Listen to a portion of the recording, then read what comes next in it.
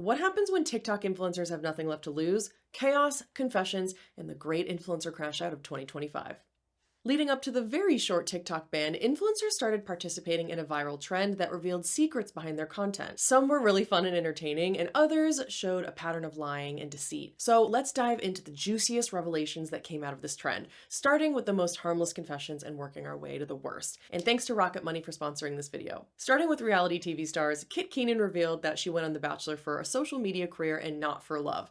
And I think this one is pretty obvious. Chase from Too Hot to Handle said that the contestants all know they're going on the show and that the whole thing is scripted. He since came out with a video and kind of explained the behind the scenes process, so check that out if you like reality TV. Francesca, also from Too Hot to Handle and Perfect Match, admitted to having a boyfriend while on the show. And if you know anything about reality TV, none of these confessions are that revealing. Sean Evans, host of the celebrity interview show Hot Ones, said that he actually does not like spicy food. One of my favorites was from this creator Eva, who highlights her beautiful apartment with this stained glass window, and she revealed that they're actually not a Nepo baby, but a stripper. This was what the trend was supposed to be, like fun little unexpected nuggets of truth. I also loved this one from YouTuber My Life as Eva, who revealed that she was in a secret sub-dom relationship with one of the biggest social media stars of 2016. And she ended up sharing the whole juicy story on TikTok. And that's how you sell me. Like, I don't know her, but that story makes me want to. And another one of my favorites, the ski mask girl's secret was that her ex used to stuff his pants when they'd film videos.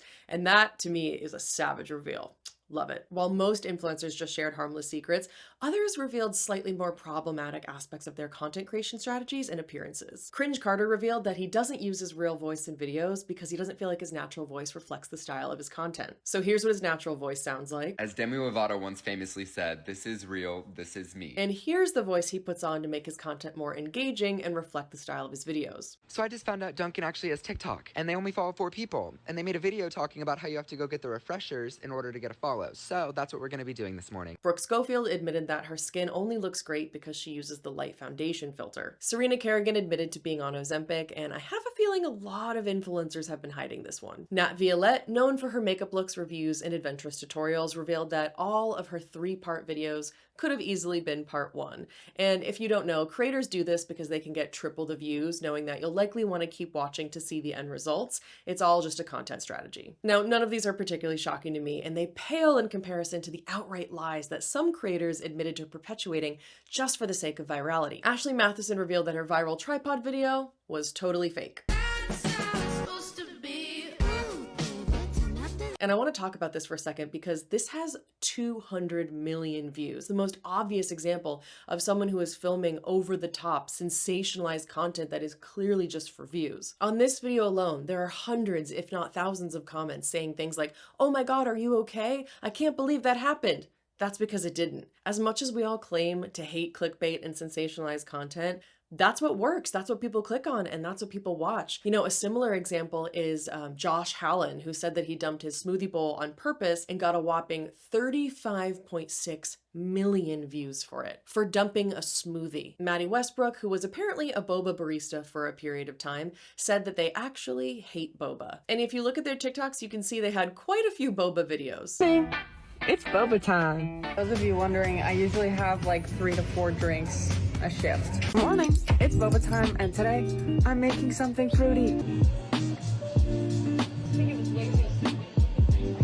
In a similar vein, Whole Potato admitted that their TikTok with almost 20 million views about getting their arm stuck in a giant crayon container was fake. Guys, I messed up.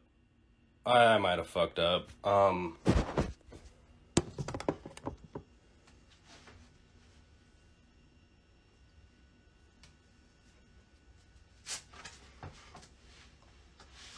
Lord Osprecht's viral spider video was also fake. There was no spider, it was just a skit. Oh my God, what is that? What is that? What is it? It's a spider. Oh my God. Mom! And this viral dating story from Hope Schwing was also fake. She revealed that it was a little skit she wrote, and apparently a pretty good one because it has 49 million views. So this guy invited me over for dinner at his place. And I got there and I got excited. I'm like, "What are you making?" Say, "I haven't eaten all day." And he said sausages. And I'm like, "Okay, that sounds pretty good." And he whipped out his wiener and slapped it on a plate.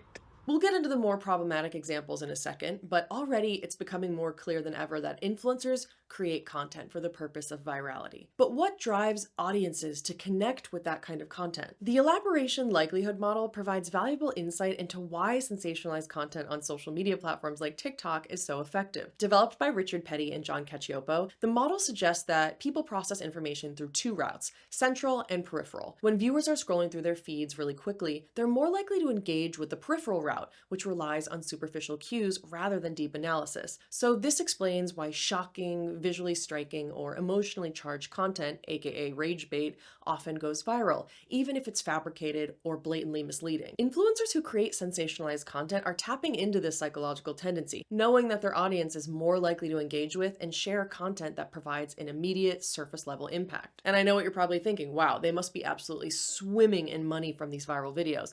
But it doesn't exactly work like that. So I've never participated in the TikTok Creator Fund, but my understanding is that your videos have to be a minute long in order to get paid. So all these short little mega viral videos are not monetized, but they do bring in a massive audience, which down the line does eventually translate to income. But before we dive into the more problematic aspects of the influencer confession trend, a quick break to thank Rocket Money for sponsoring this video. I got laid off from my longtime corporate job in 2024, and I ended up having a pretty rough transition to full-time content creator. So this year, I'm really focusing on financial discipline and budgeting, and that's where Rocket Money comes in. Rocket Money is an all-in-one personal finance app that helps you cancel subscriptions, lower bills, and manage your money better. Once you connect your bank account, Rocket Money identifies all of your subscriptions in a single list. From there, you can select the ones you don't want anymore, and Rocket Money may be able to help you cancel with just a few taps. I subscribe to way too many online newspapers for resources for my videos, and I didn't realize just how much I was paying for until I downloaded Rocket Money. It's just so easy for subscriptions to add up without realizing it. So instead of scrolling through credit card statements and trying to figure out how many subscriptions you should cancel that intentionally make it difficult for you, all it takes are a few clicks right in the app. Rocket Money can also sometimes help lower your bills in certain cases. So for example, if they see a lower phone or internet bill, they can sometimes help negotiate a lower rate. You can also set budgets and automate savings to take better control of your finances. The bonus about the app for me is that it's just incredibly easy to use. It's super intuitive, and I found that to be extremely helpful because budgeting and managing your expenses can be really overwhelming and confusing as it is. To try Rocket Money today and unlock more features with premium, head to rocketmoney.com/Kate or click the link in the description. So back to TikTok, some influencers who participated in the confession trend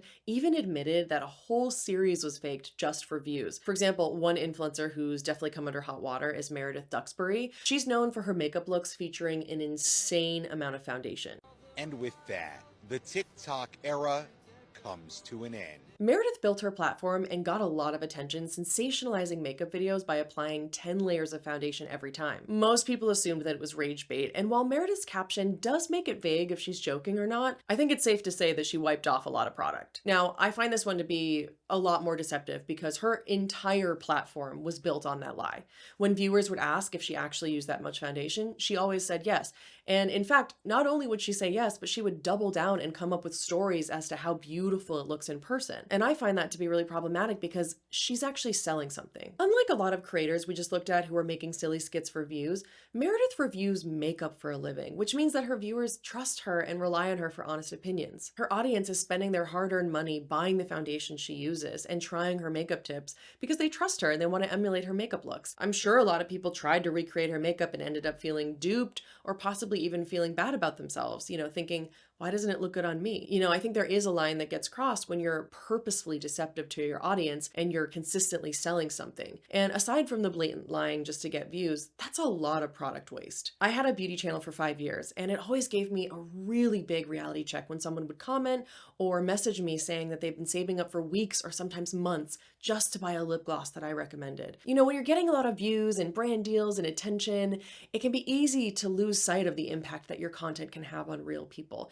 So I find that review-based influencers should have even more of a responsibility to be transparent with their audiences because their viewers aren't watching for entertainment. And continuing with the theme of purposefully misleading content in a different niche, a mukbang creator, Baby Dumpling, revealed that they actually don't eat all of the food in their videos. And if you aren't familiar with mukbangs, that's literally the point. It's eating a lot of food on camera. Like a lot of influencers, after TikTok came back, Baby Dumpling has since made an apology and said that it was all a joke, and she's embarrassed because the joke didn't land, and she does in fact eat all of the food. This is so awkward. It's like telling someone a joke and the joke doesn't land, or like no one thought it was a joke, because I eat all the food. Everyone's gonna think I'm retracting because the ban got lifted. Everyone that defends my honor and defends me and believes I eat all the food, I promise you I was just joking, and I love every single person that defends me, my friends, family, and my followers. I love you guys, my dumplings. But once you've eroded the trust of your audience, it's really hard to get it back. Another creator facing backlash is Kaylee May, who used to be kind of known for making fancy ice cube trays. And she revealed that she actually never used the ice cubes and she doesn't like ice beverages. She just did it for the content. As someone who talks a lot about social media literacy and creates content for a living, I'm not shocked by any of this.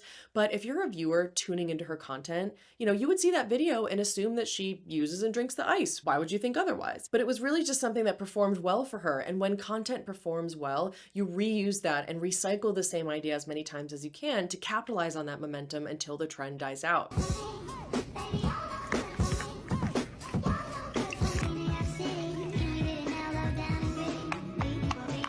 And you can see here she responded to a critical comment saying, "My secret's about ice. It's not that deep." On one hand, that's kind of true. I mean, it's not like she's necessarily hurting anyone or trying to be intentionally malicious, but it's not really about the ice. It ain't about the pasta. When we break trust with our audiences, it becomes that deep. Kaylee May's viewers probably spent money on ice cube trays and ingredients, and they probably bought a lot of other products that she recommended. And now anytime a video pops up from her page, they're going to be wondering, is this real? Is she lying to us? What can I even trust? She has 14.5 million followers on TikTok alone, and I can promise you those numbers translate into massive commission for her. Those of you watching this video probably don't look up to influencers, but a lot of people do.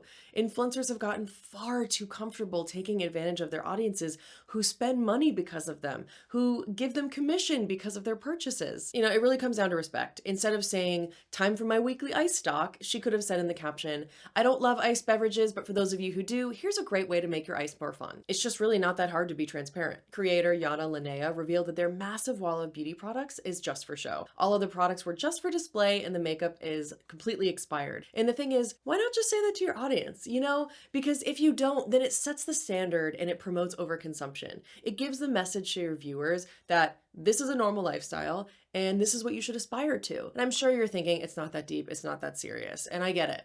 But it is also kind of that deep. Overconsumption is a real problem. People are addicted to spending money, and a lot of it is because of influencers like this. I think influencers should have a responsibility to think about how their content affects their audiences. Reorganize my vanity together. Okay, moving on. A creator named Lexi Hidalgo received some of the most controversy for admitting that the workout routines she filmed were created solely for TikTok and she didn't actually do the workouts. Like a lot of influencers, she has since deleted the video and backtracked a bit, saying, that she did the workouts, but just when she was filming them, she was just filming them for TikToks. So it's a little bit unclear of what the truth is. I don't think this one is super problematic, but people are apparently really upset that she also created coffee videos, and apparently she didn't like the coffee either. And a week before the trend even kicked off, Aspen Ovard talked on her TikTok that her morning routines from her OG YouTube days were totally fake. I thought we all knew that those videos were not real and that they were just for fun. Obviously, some parts of it were real when it was my morning routine for whatever. It's I wake up and have breakfast and do stuff, but I thought we all knew that these videos were just for entertainment. Most of it was not real. It's literally for entertainment. Obviously nothing was meant to be a lie or whatever, but it's it was meant to just be an entertaining video. That was the vibe for the time. Even though she didn't participate in that specific audio trend, I wanted to include this because of some of the comments in her comment section. For example, there are comments like, "Okay, but the way I hated myself for never being as clean as you guys with your morning resets, thinking you did it every single day. Girl, I was 12. How was I supposed to know?" I think what's confusing us is everyone called them realistic morning routines. Ugh, we were lied to. I felt like I was a failure watching them. I thought those videos were real. Honestly, watching those and thinking they were real had me feeling bad about myself. That comment section highlights exactly why I wanted to make this video and why we need to teach media literacy at a young age and also demand more transparency from influencers. I know a lot of you are still probably thinking it's really still not that serious and it's not that deep.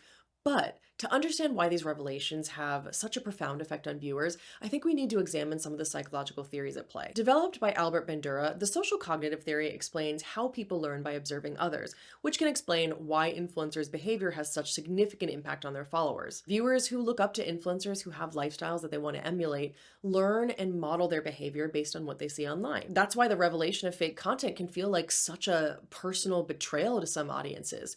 People are more likely to imitate behaviors if they believe they can successfully replicate them, meaning influencers who portray attainable lifestyles or present themselves as, real or relatable are more likely to have a stronger influence on their audience over someone, like a celebrity whose lifestyle is completely unattainable. The impact of social media influencers extends beyond mere imitation. Their content can shape attitudes, beliefs, and values, especially among younger and more impressionable audiences. I know I'm on my soapbox right now, but this is why media literacy education is crucial. It equips individuals with the critical thinking skills needed to navigate the complex landscape of social media, distinguish between authentic and manipulated content, and understand the potential motivations behind influencer posts. If you're young and you don't know any better, it's easy to be tricked by the facade. Nothing pisses me off like an influencer's morning routine because they're so blatantly unrealistic and not real. And even if the routines were real, it's important to remember that influencers have way more time to do the million little tasks in their morning routines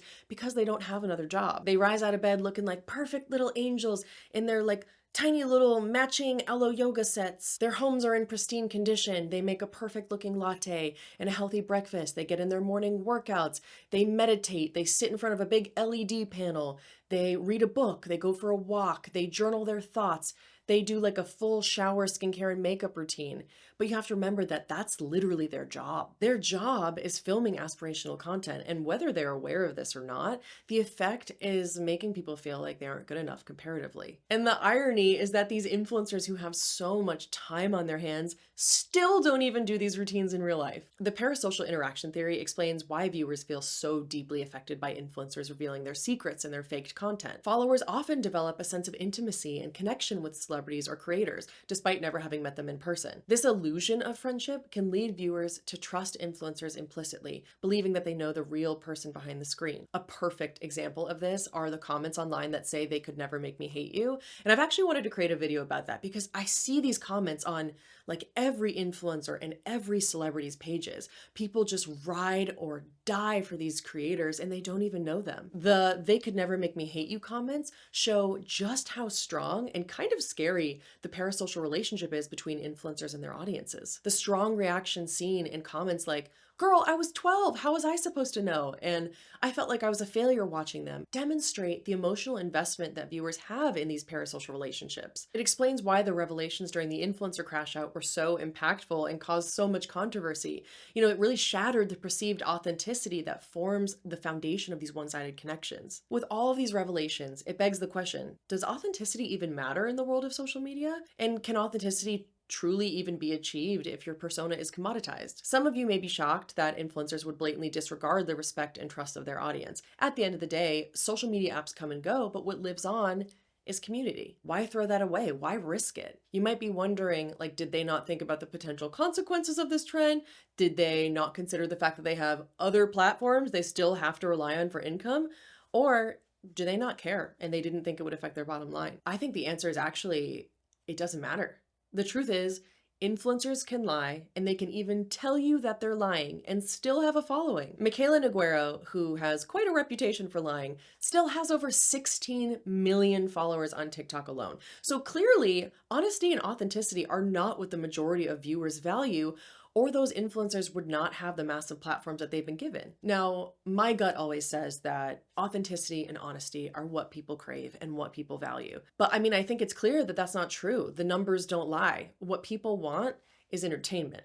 They want drama, they want crazy stories, they want an escape from real life. So I think we need to reevaluate the parasocial relationship that we have with celebrities and influencers and make sure that we're viewing them as entertainment first, authentic second. The pressure to produce content, maintain a perfect image, be likable, meet audience expectations, and achieve success results in these blurred lines between genuine self-expression and strategic performance. The commodification of an influencer's identity for commercial purposes and the need to balance personal and brand identities further complicates their ability to be truly authentic. Influencers often find themselves trapped in a bit of a paradox where the pursuit of authenticity becomes inauthentic due to the constraints and demands of their digital platforms and their audience expectations. This can lead to a cycle where influencers feel compelled to create content that they believe their audience wants to see, rather than the content that truly reflects their authentic selves. And I think that's what we've seen across this TikTok trend. People making boba videos who hate boba, making fancy ice cube trays even though they don't like iced beverages. The need to constantly produce content that resonates with the audience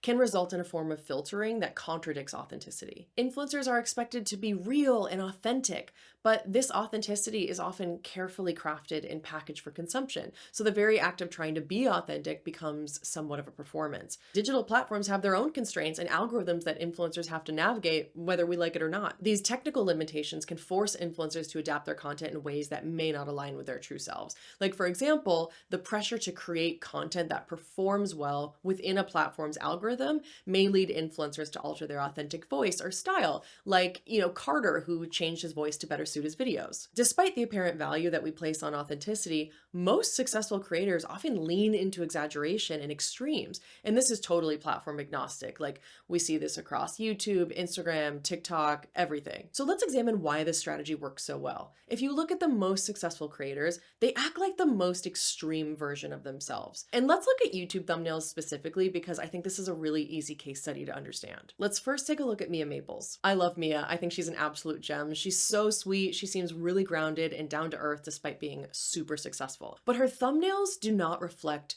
her channel, and they don't reflect who she is. And that's actually a smart strategy because she knows what she's doing. Her thumbnails are highly edited to the point where she almost looks like a cartoon. She has a filter that changes the size of her eyes and lips and smooths her skin, and the colors are manipulated to be super bright and punchy. I can promise you that she's not doing this for shits and giggles, and she probably doesn't even want to do it. She's probably done an extraordinary amount of A/B testing to determine what people click on, and this is it. Similar thing with Hope Scope, except her thumbnails actually do mimic what her channel experience is like.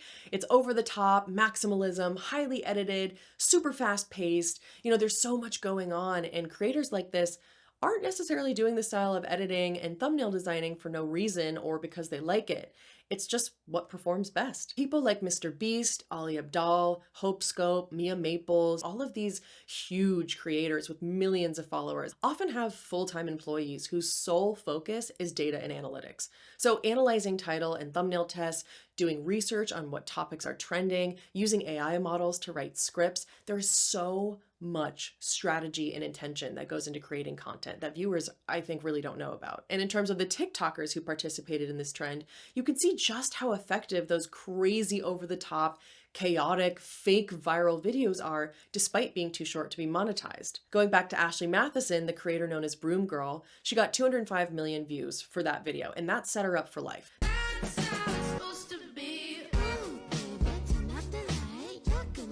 That TikTok was posted in 2020, and if you scroll through her videos for years afterwards, you can see hundreds of comments referencing the broom video. So these silly little fake skits can literally change an influencer's life overnight. And that's why everyone leans into sensationalism over authenticity. Authenticity just doesn't get the same views. But what does authenticity even mean when it comes to content creation?